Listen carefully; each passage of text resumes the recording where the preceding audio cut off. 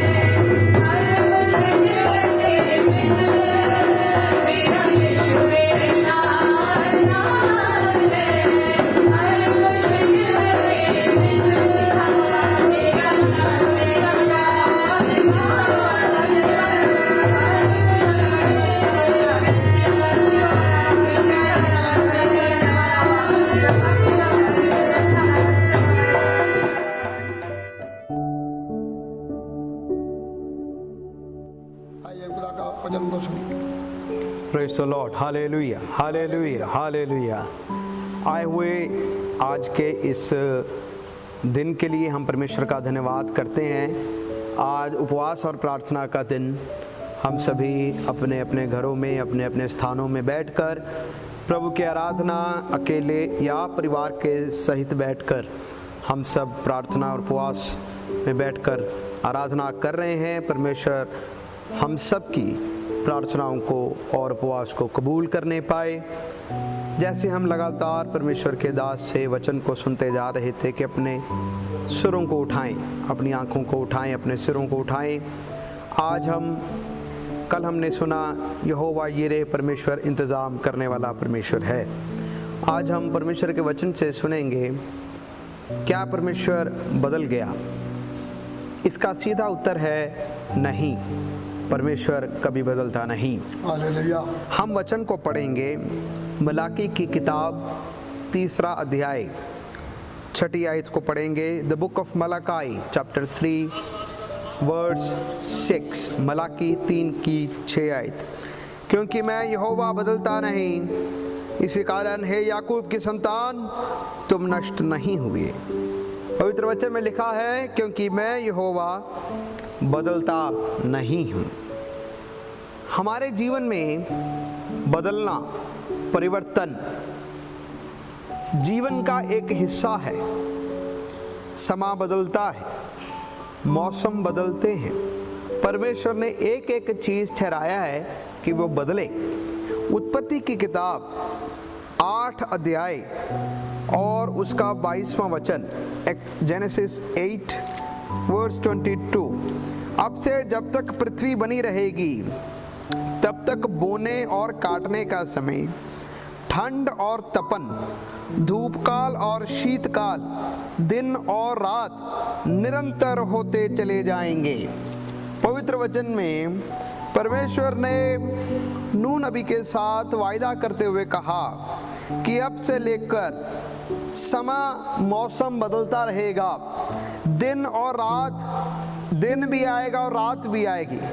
ठंडा मौसम भी आएगा, गर्म मौसम भी आएगा, धूप काल भी आएगा, शीतकाल भी आएगा, बोने का समय भी आएगा, काटने का भी एक समय आएगा।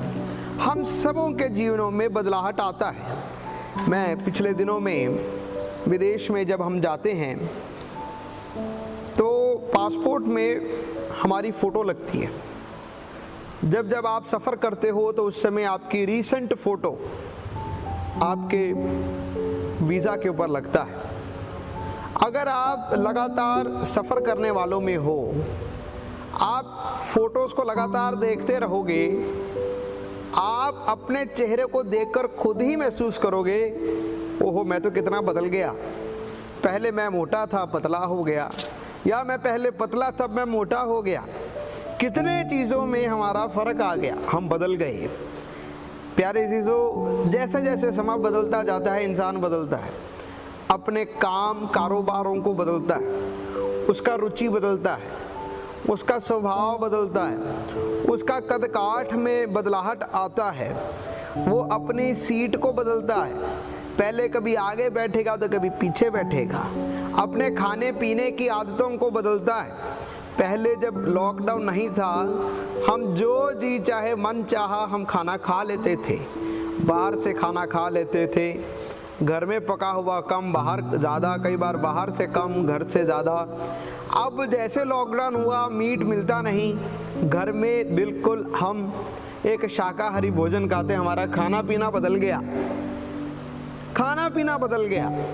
हमारा जवानों से पूछो तो उनका स्वभाव कैसे बदलते हैं। समय समय पर आने में मोबाइल फ़ोन बदल जाते, हर 6 महीने के बाद उनके मोबाइल फ़ोन बदल जाते हैं। कितने चीज़ों में इंसान बदलता है। जब हम एक घर में पेंट करते हैं, ज़रूरी नहीं होता कि वही पेंट 5 साल के बाद, 6 साल के बाद जब आप अगली बार पेंट कराओ तो वही पेंट होगा, नहीं। क्योंकि हमें वो एक ही तरीके का जीवन गुजारना, रूटीन गुजारना हमें अच्छा नहीं लगता। हमें हमेशा उसको बदलाहट चाहिए, हमें कुछ ना कुछ चेंज चाहिए। किसी ने कहा है इंसान की एक प्रथा अगर नहीं बदला है वह कब्रिस्तान। बाकी सब चीज़ें बदल गई, कब्रिस्तान नहीं बदला। कब्रिस्तान आज भी वैसा ही है। कब्रिस्तान में लोग आज भी मरकर दफन हो रहे हैं। तो कहने का अर्थ ये है कि इंसान में एक बदलाहट आता है।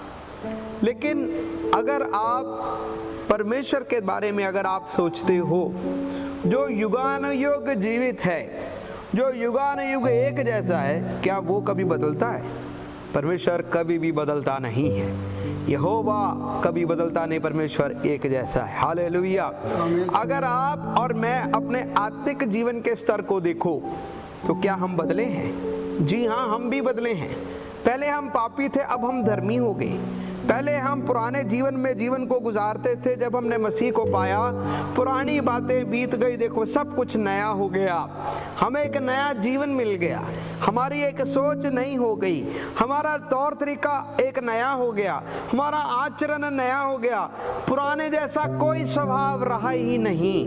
पहले हम चोर हो सकते थे, मसीह में आने के बाद वो चोरी की आदत खत्म हुई। पहले हम गालियां बकने वाले थे, मसीह में आने के बाद हमारा स्वभाव बदल गया, हम अब गालियां नहीं निकालते।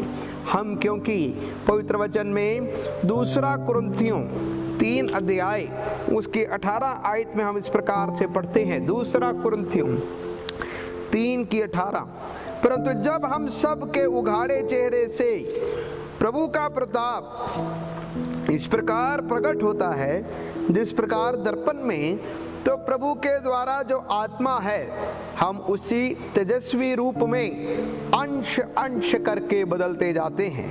प्यारे अजीजों, आप और मैं, हम उस मसीह के तेजस्वी रूप में अंश अंश करके बदलते जा रहे हैं। हालेलुया।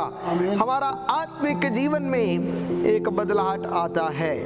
प्यारे अजीजों, परमेश्वर के बारे में जैसे हमने मलाकी की किताब 3 की 16 में पढ़ा, यहोवा परमेश्वर ने कहा कि वो कभी बदलता नहीं। ऐसा नहीं हुआ, अगर वो बदल जाए तो वो यहोवा परमेश्वर ही नहीं, वो परमेश्वर ही नहीं अगर वो बदल जाए। क्योंकि परमेश्वर अगर उसने कहा कि मैं वफादार हूँ, तो वो उसे कभी कम नहीं होगा, वो हमेशा वफादार ही रहेगा।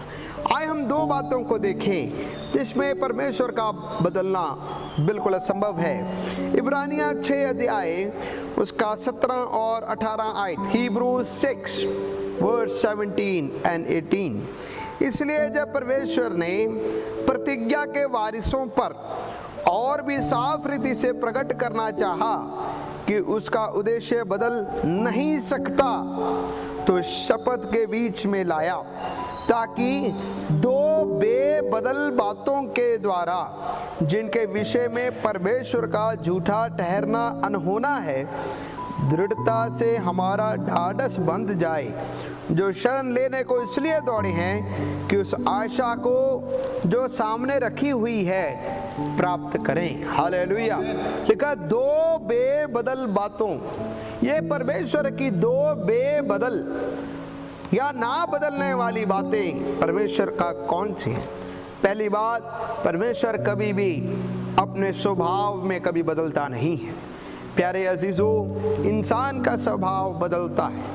इंसान जो पहले बच्चा है, वो बचपने में जब जवानी में आता है उसका स्वभाव बदल जाता है। छोटा बच्चा शरारतें करे हमें अच्छा लगता है, वही बच्चा जब बड़ा होके वही शरारतें करे हमें बुरा लगता है। क्यों? क्योंकि वही बच्चा सियाना हुआ, उसका स्वभाव बदल रहा है, उसका स्वभाव बदल गया। वही जवान जब बूढ़ा होता है उसका स्वभाव बदल जाता है। पहले जब बच्चा था तो बच्चों की तरह सोचता था, बचपनों की आदतें थी। जब जैसे वो जवान हुआ तो जवानी का स्वभाव आया, जैसे वो सियाना बना तो वो सियानेपन का स्वभाव में आया, उसका स्वभाव बदलता गया। परंतु परमेश्वर कभी भी ऐसा हालात में नहीं आता, क्योंकि परमेश्वर अपने स्वभाव से कभी बदलता नहीं है। ऐसा नहीं हुआ कि रात को आपने सोए और परमेश्वर ने आपको कहा बेटे मैं आपसे प्यार करता, या बेटी मैं आपसे बहुत प्यार करता हूँ, सुबह उठ के आपने पाया परमेश्वर आपको प्यार नहीं करता। ऐसा कभी नहीं, क्योंकि परमेश्वर कभी भी अपने स्वभाव से बदलता नहीं। अगर उसने कहा कि मैं सर्वशक्तिमान परमेश्वर हूँ, वो अपने स्वभाव में सर्वशक्तिमान है। अगर वो क्रोध में विलंब करने वाला परमेश्वर है, ये उसका स्वभाव है, तो वो उस स्वभाव से कभी बदलता नहीं है। अगर वो जलन रखने वाला, अणख रखने वाला परमेश्वर है, वचन में जैसा लिखा कि वो एक अणख रखने वाला, जलन रखने वाला परमेश्वर है, तो ऐसा कभी नहीं होगा कि उस जलन रखने से, अणख रखने से कभी बदलेगा, नहीं बदलेगा। परमेश्वर अपनी महिमा कभी किसी को देता नहीं, ये उसका स्वभाव है, और ये उसका स्वभाव जो पहले से चला आया वो हमेशा चलता रहेगा। परमेश्वर अपने स्वभाव से कभी बदलता नहीं है। मेरे प्यारे अजीजों, दूसरा वचन, दूसरी बात है कि परमेश्वर अपने वचन से कभी बदलता नहीं है। जो उसने वायदा किया है वो उससे कभी भी बदलेगा नहीं। मरकुस की इंजील 13 अध्याय उसका 31वां वचन को हम पढ़ेंगे। मार्क चैप्टर 13 वर्स 31, मरकुस 13 की 31 में आयत में पढ़ा लिखा है, आकाश और पृथ्वी टल जाएंगे परंतु मेरी बातें कभी ना टलेंगी। बाइबल कहती है आकाश, धरती और आसमान टल जाएगा परंतु उसकी बातें कभी ना टलेंगी। हर एक वायदा जो परमेश्वर के वचन में लिखा हुआ है ये हाँ और आमीन में है। दूसरा कुरिन्थियों पहला अध्याय उसका 20वां वचन भी हम पढ़ेंगे। दूसरा कुरिन्थियों पहला अध्याय उसका 20वां वचन लिखा है, क्योंकि परमेश्वर की जितनी प्रतिज्ञाएं हैं वे सब उसी में हाँ के साथ है, इसलिए उसके द्वारा आमीन भी हुई कि हमारे द्वारा परमेश्वर की महिमा हो। वचन कहता है परमेश्वर के जितने वायदे हैं वो सभी उसी में हाँ और आमीन है। आमीन का अर्थ है जैसा कहा गया वैसा हो। As he said, so shall it be। जो कहा गया वैसा ही हो, ताकि परमेश्वर की महिमा हो। परमेश्वर कभी भी अपने वचन से बदलता नहीं है। मेरे प्यारे अजीजों, ये आपके और हमारे जीवन की गवाही है। जब आप इन वचनों को अपने दिल में रखते हैं तो प्यारे अजीजों, अगर ये वचन जो परमेश्वर के वचन में लिखी हुई बातें हैं वो सब हाँ और आमीन में पूरी होंगी। वचन में लिखा उसके कोड़े खाने से हम चंगे हुए, ये उसका वचन है, और इस वचन के वायदे से वो कभी बदलता नहीं। उसके कोड़े खाने से हम चंगे हुए हैं तो सचमुच हम चंगे हुए हैं। अगर उसके वचन में ये लिखा हुआ है कि जो कोई तौबा करे और वो बचाया जाएगा, तो ये पक्की बात है कि जो कोई भी उसके पर विश्वास लाएगा वो बचाया जाएगा। परमेश्वर इस वचन से कभी बदलेगा नहीं। मेरे प्यारे अजीजों, अगर वचन में कुछ लिखा हुआ है कि तुम मेरे भवन में अपना दशवांश देकर देखो, आकाश की खिड़कियां खोलकर मैं तुम्हें आशीष दूंगा, मुझे परख कर देखो। लिखा है, मलाकी की किताब में लिखा है मुझे परख कर देखो। पवित्र वचन में सिर्फ एक ही जगह पर लिखा है मुझे परख के देखो, बाकी सब जगह पर परमेश्वर को परखना वर्जित है। लेकिन एक बात पर लिखा है मुझे परख कर देखो, वो लिखा है मुझे दशवंत दे के परख के देखो, मैं आकाश की खिड़कियां खोल के तुम्हें आशीष दूंगा। मेरे प्यारे अजीजों, परमेश्वर कभी भी अपने वचन से बदलता नहीं। मैं आपको एक छोटी सी गवाही अपने जीवन से आपको देना चाहूंगा। जैसे वचन में लिखा है मुझे परख के देखो, अपना दशवंत मुझे परख कर देखो तो मैं आकाश की खिड़कियां तुम्हें खोल कर दूंगा। आज से कोई 8 साल पहले मैं इंग्लैंड में परमेश्वर का वचन सीखने के लिए गया। जब उस जगह पर मैं वचन को पढ़ रहा था, मैं एक स्टूडेंट था। स्टूडेंट होते हुए इतवार के दिन कलीसिया में बैठा था, आराधना चल रही थी। आराधना चलते समय परमेश्वर के दास ने सबको कहा हम अब भेंट को लेंगे, आप अपने दशवांश और भेंट जो है प्रभु के कामों के लिए दें। मैं अपना दशवंत उस समय दे चुका था, लेकिन मेरे दिल में पवित्र आत्मा ने कहा कि जो कुछ तुम्हारे जेब में है ये भी तुम उस गल्ले में डाल देना, दान पात्र में डाल देना, कुछ रखना नहीं। मेरे जेब में उस समय 20 पाउंड थे।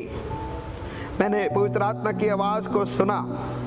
जब वो और समय आया, मैं अपने मन में सोचने लग पड़ा। मेरे मन के अंदर आया, अगर ये मैंने 20 पाउंड उस गल्ले में डाल दिया तो इस हफ्ते का मैं अपने राशन कैसे लेके आऊँगा। मेरे मन के अंदर मानवीय एक विचार आया, लेकिन पवित्र आत्मा ने मुझे मजबूर किया और मुझे कहा कि नहीं, जो कुछ तुम्हारे जेब में वो डाल के आना। मैंने उस समय उसको, पवित्र आत्मा की आवाज़ को सुना, कहना माना, और जो कुछ मेरी जेब में था मैंने जाके उस गल्ले में डाल दिया। मैं डाल के वापस आया और बैठ गया। जब मैं बैठा हुआ था, मेरे मन के अंदर 2 प्रकार के विचार जा रहे थे। एक विचार, मैंने 20 पाउंड तो डाल दिया, जो था वो तो खत्म हो गया, अब मैं राशन कैसे लेके आऊंगा, अब मैं खाने का सामान कैसे लेके आऊंगा। दूसरी तरफ पवित्र आत्मा मुझे उत्साह दे रहा था कि नहीं, परमेश्वर कभी किसी का कर्जदार नहीं, वो आकाश की खिड़कियां खोल के तुम्हें आशीष देगा। जब मैं ऐसे आंखें बंद करके सिर को झुकाकर मैं बैठा हुआ था, मीटिंग जैसे समाप्त हुई, एक बुजुर्ग माता पिता मेरे आगे कुछ पंक्तियां छोड़कर बैठे हुए थे। वो मेरे पास आए, मुझे आज भी याद है, उनका नाम था मिस्टर नॉर्मन। वो मेरे पास आए, वो पति पत्नी बड़े उम्र वाले थे। उन्होंने कहा,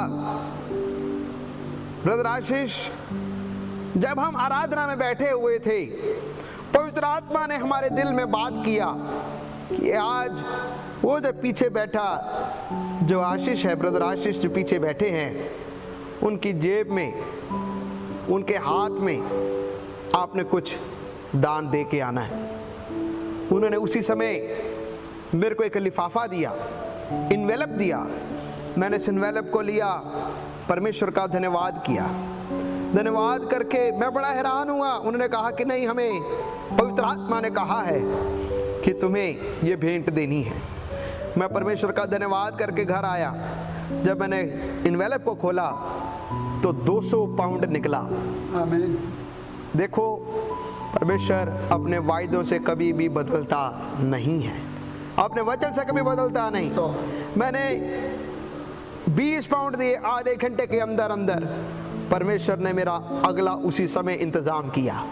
मेरे प्यारे अजीजों, वचन सच्चा है कि तुम परमेश्वर को दो तो वो आकाश की खिड़कियां खोल के तुम्हें देगा। हालेलुया।